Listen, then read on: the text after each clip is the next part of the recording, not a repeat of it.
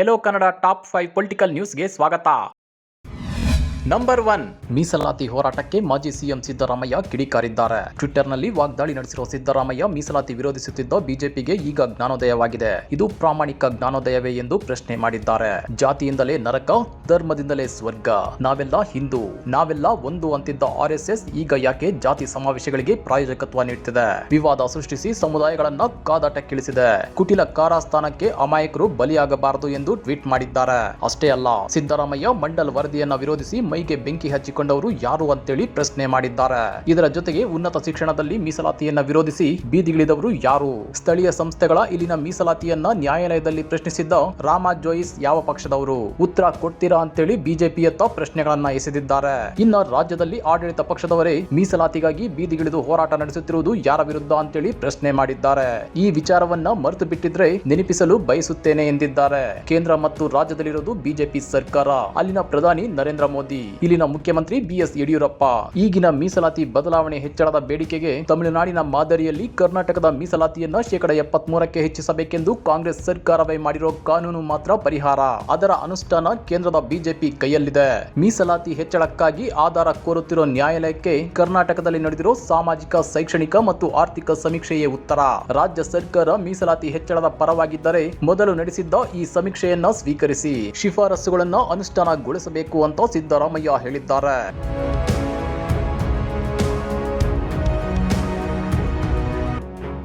ಇನ್ನು ಸಿದ್ದರಾಮಯ್ಯನವರ ಹೇಳಿಕೆಯಿಂದ ಕೆರಳಿರೋ ಸಚಿವ ಈಶ್ವರಪ್ಪ ಮಾತಲ್ಲೇ ಟಾಂಗ್ ಕೊಟ್ಟಿದ್ದಾರೆ. ಕುರುಬ ಎಸ್ಟಿ ಹೋರಾಟ ಕಾಗಿನೆಲೆ ಶ್ರೀ ನೇತೃತ್ವದಲ್ಲಿ ನಡೆಯುತ್ತಿದೆ. ಸಿದ್ದರಾಮಯ್ಯ ಹೋರಾಟಕ್ಕೆ ಬರಬೇಕಿತ್ತು, ಆದ್ರೆ ಬಂದಿಲ್ಲ. ಯಾವ ಕಾರಣಕ್ಕೆ ಬಂದಿಲ್ಲವೋ ನನಗೆ ಗೊತ್ತಿಲ್ಲ. ಸಿದ್ದರಾಮಯ್ಯ ಬರಲಿ, ಬರದೇ ಇರಲಿ, ಹೋರಾಟ ಮುಂದುವರೆಯಲಿದೆ. ಪಾದಯಾತ್ರೆ ಹಿಂದೆ ಆರ್ಎಸ್ಎಸ್ ಇದೆ ಅನ್ನೋ ಹೇಳಿಕೆ ನೋವು ತರಿಸಿದೆ ಎಂದಿದ್ದಾರೆ.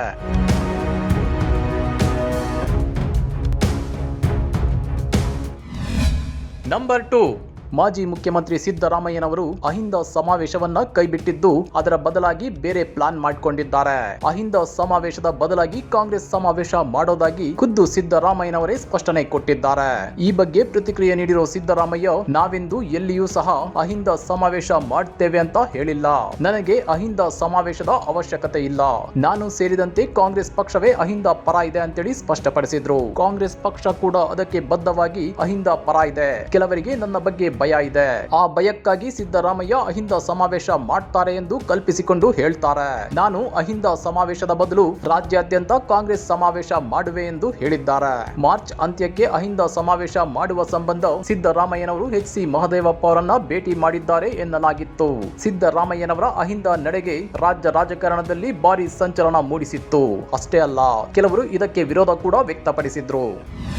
ನಂಬರ್ 3, ಪಂಚಮಸಾಲಿ ಸಮುದಾಯಕ್ಕೆ 2A ಮೀಸಲಾತಿ ನೀಡಬೇಕು ಅಂತ ಪಟ್ಟು ಹಿಡಿದಿರುವ ಸಮುದಾಯದ ನಾಯಕರು ಹಾಗೂ ಸ್ವಾಮೀಜಿಗಳು ಸರ್ಕಾರಕ್ಕೆ ಎಚ್ಚರಿಕೆಯ ಸಂದೇಶ ರವಾನಿಸಿದ್ದಾರೆ. ಫೆಬ್ರವರಿ 21ರ ಪಂಚಮಸಾಲಿ ಸಮಾವೇಶಕ್ಕೆ ಸಿದ್ಧತೆ ನಡೆಯುತ್ತಿದ್ದು ಸಮುದಾಯದ ಮುಖಂಡರು, ಸ್ವಾಮೀಜಿಗಳಿಗಷ್ಟೇ ಆಹ್ವಾನ ನೀಡಲಾಗಿದೆ. ಸಿಎಂ ಯಡಿಯೂರಪ್ಪ ಬೇಕಿದ್ರೆ ಮೀಸಲಾತಿ ಆದೇಶ ಪತ್ರವನ್ನ ತಗೊಂಡ್ ಬರಲಿ, ಆದೇಶ ಪತ್ರ ತಂದ್ರಷ್ಟೇ ಸಮಾವೇಶಕ್ಕೆ ಬರಲಿ ಅಂತ ಜಯಮೃತ್ಯುಂಜಯ ಸ್ವಾಮೀಜಿ ಪರೋಕ್ಷವಾಗಿ ಎಚ್ಚರಿಕೆ ನೀಡಿದ್ದಾರೆ.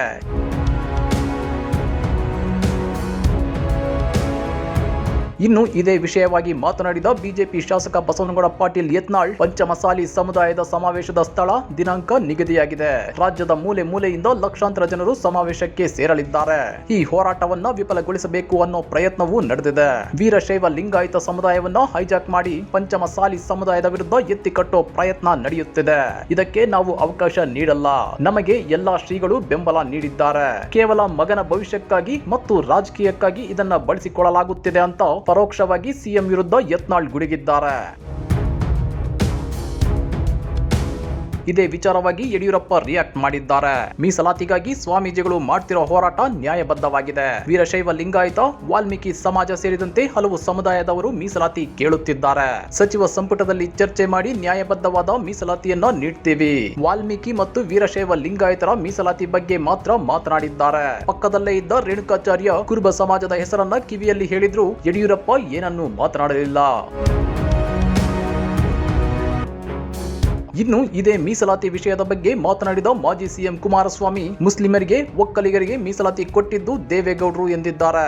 ವೀರಶೈವರಿಗೆ 5% ಮೀಸಲಾತಿ ಇದೆ, 50% ಮೀಸಲಾತಿ ಮೀರಬಾರದು ಅಂತ ಸುಪ್ರೀಂ ಕೋರ್ಟ್ ಹೇಳಿದೆ. ರಾಜ್ಯದಲ್ಲಿ ಈಗಾಗಲೇ 50% ಮೀಸಲಾತಿ ಮೀರಿದೆ. ಸಮಾಜಗಳ ನಡುವೆ ಸಂಘರ್ಷ ತಂದಿಡ್ತಿದ್ದಾರೆ. ಬಡವರಿಗಾಗಿ ಅಂಬೇಡ್ಕರ್ ಮೀಸಲಾತಿ ಕೊಟ್ರು, ಉಳ್ಳವರಿಗೆ ಮೀಸಲಾತಿ ಕೊಟ್ರೆ ಬಡವರಿಗೆ ಯಾರು ಕೊಡ್ತಾರೆ ಅಂತೇಳಿ ಕಿಡಿಕಾರಿದ್ದಾರೆ. ನಂಬರ್ 4, ಅಧಿಕಾರದ ಚುಕ್ಕಾಣಿ ಹಿಡಿಯುವುದಕ್ಕೆ ದಳಪತಿಗಳು ಈಗಿನಿಂದಲೇ ಫುಲ್ ತಯಾರಾಗುತ್ತಿದ್ದಾರೆ. ಜಿಲ್ಲಾ ಪಂಚಾಯಿತಿ, ತಾಲೂಕು ಪಂಚಾಯಿತಿ ಚುನಾವಣೆ ಸಿದ್ಧತೆಗೆ ಜೆಡಿಎಸ್ ಬೃಹತ್ ಸಮಾವೇಶ ನಡೆಸಿದೆ. ಬೆಂಗಳೂರಿನ ಅರಮನೆ ಮೈದಾನದಲ್ಲಿ ಜೆಡಿಎಸ್ ಶಕ್ತಿ ಪ್ರದರ್ಶನ ಏರ್ಪಡಿಸಿದ್ದು, ಮಾಜಿ ಪ್ರಧಾನಿ ಎಚ್.ಡಿ. ದೇವೇಗೌಡರ ನೇತೃತ್ವದಲ್ಲಿ ಸಮಾವೇಶ ನಡೆಸಲಾಯಿತು. ಈ ವೇಳೆ ಮಾತನಾಡಿದ ಎಚ್.ಡಿ. ದೇವೇಗೌಡರು, ಪಕ್ಷಕ್ಕೆ ಹೊಸ ಚೈತನ್ಯ ತುಂಬಲು ರಾಜ್ಯಾಧ್ಯಕ್ಷರು, ಶಾಸಕಾಂಗ ಪಕ್ಷದ ನಾಯಕರು ರೂಪುರೇಷೆ ರೂಪಿಸಿದ್ದಾರೆ. ಪಕ್ಷಕ್ಕೆ ಮಾರ್ಗದರ್ಶನ ಮಾಡೋ ಕೆಲಸವನ್ನು ಮಾತ್ರ ನಾನು ಮಾಡ್ತೇನೆ. ಗ್ರಾಮ ಪಂಚಾಯಿತಿ ಚುನಾವಣೆಯಲ್ಲಿ ನನ್ನನ್ನ ಲಘುವಾಗಿ ಕಂಡಿದ್ರು, ಆದ್ರೆ ಚುನಾವಣೆಯಲ್ಲಿ 16,000ದಷ್ಟು ಜೆಡಿಎಸ್ ಬೆಂಬಲಿಗರು ಗೆದ್ದಿದ್ದಾರೆ ಅಂತ ಕಾಂಗ್ರೆಸ್ ಮತ್ತು ಬಿಜೆಪಿಗೆ ಟಾಂಗ್ ಕೊಟ್ಟಿದ್ದಾರೆ.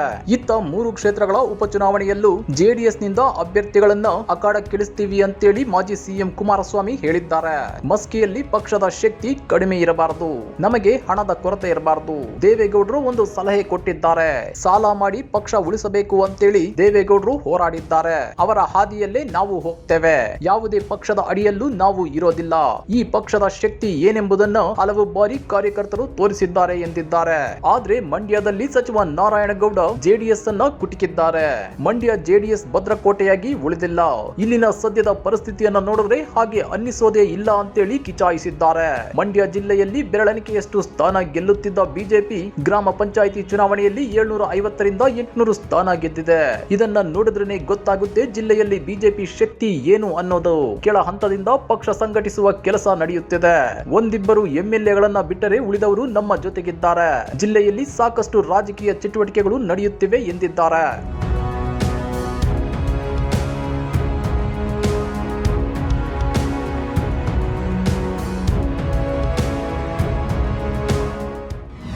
ನಂಬರ್ 5, ಸಚಿವ ರಮೇಶ್ ಜಾರಕಿಹೊಳಿ ಹಾಗೂ ಶಾಸಕಿ ಲಕ್ಷ್ಮಿ ಹೆಬ್ಬಾಳ್ಕರ್ ಮಧ್ಯೆ ಜಟಾಪಟಿ ಜೋರಾಗ್ತಿದೆ. ಪಕ್ಷ ಸಮ್ಮತಿಸಿದ್ರೆ ಗೋಕಾಕ್ನಲ್ಲಿ ಸ್ಪರ್ಧಿಸುವುದಕ್ಕೆ ಸಿದ್ಧ ಎಂದಿದ್ದ ಲಕ್ಷ್ಮಿ ಹೆಬ್ಬಾಳ್ಕರ್ ವಿರುದ್ಧ ತಿರುಗಿ ಬಿದ್ದಿದ್ದಾರೆ. ಬೆಳಗಾವಿ ಗ್ರಾಮೀಣ ಮತಕ್ಷೇತ್ರದ ಗ್ರಾಮ ಪಂಚಾಯಿತಿ ಸದಸ್ಯರಿಗೆ ರಮೇಶ್ ಜಾರಕಿಹೊಳಿ ಸನ್ಮಾನ ಮಾಡಿದ್ದಾರೆ. ಈ ವೇಳೆ ಮಾತನಾಡಿದ ರಮೇಶ್ ಜಾರಕಿಹೊಳಿ, ಮುಂದಿನ ದಿನಗಳಲ್ಲಿ ಗ್ರಾಮೀಣ ಕ್ಷೇತ್ರದಲ್ಲೂ ಬಿಜೆಪಿ ಗೆಲ್ಲಿಸಲು ಪ್ರಯತ್ನ ಮಾಡ್ತೇವೆ. ಗ್ರಾಮೀಣ ಕ್ಷೇತ್ರದಲ್ಲಿರೋ ಕಾಂಗ್ರೆಸ್ ಕಾರ್ಯಕರ್ತರು ನಮ್ಮವರು. ಮುಂದಿನ ಸಲ 60,000 ಲೀಡ್ನಲ್ಲಿ ಬಿಜೆಪಿಯನ್ನ ಗೆಲ್ಲಿಸಬೇಕು ಅಂತ ಲಕ್ಷ್ಮಿ ಹೆಬ್ಬಾಳ್ಕರ್ಗೆ ಟಾಂಗ್ ಕೊಟ್ಟಿದ್ದಾರೆ.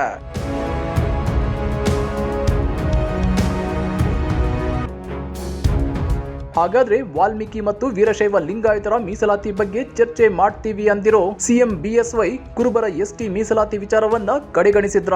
ಮೀಸಲಾತಿ ವಿಚಾರದಲ್ಲಿ ಸಿದ್ದರಾಮಯ್ಯ ಕೇಳುತ್ತಿರೋ ಪ್ರಶ್ನೆಗಳು ಸರಿಯಾಗಿವೆಯಾ? ಈ ಬಗ್ಗೆ ನಿಮ್ಮ ಅಭಿಪ್ರಾಯ ಏನು ಅನ್ನೋದನ್ನ ಕಾಮೆಂಟ್ ಮಾಡಿ. ಹಾಗೇನೆ ಈ ವಿಡಿಯೋ ಇಷ್ಟ ಆದ್ರೆ ಲೈಕ್ ಮಾಡಿ, ಶೇರ್ ಮಾಡಿ. ಇಂಥ ಮತ್ತಷ್ಟು ರೋಚಕ ರಾಜಕೀಯ ಸುದ್ದಿಗಳನ್ನ ಮಿಸ್ ಮಾಡದೆ ನೋಡಬೇಕು ಅಂದ್ರೆ ನಮ್ಮ ಯೂಟ್ಯೂಬ್ ಚಾನೆಲ್ ಅನ್ನು ಸಬ್ಸ್ಕ್ರೈಬ್ ಮಾಡ್ಕೊಳ್ಳಿ.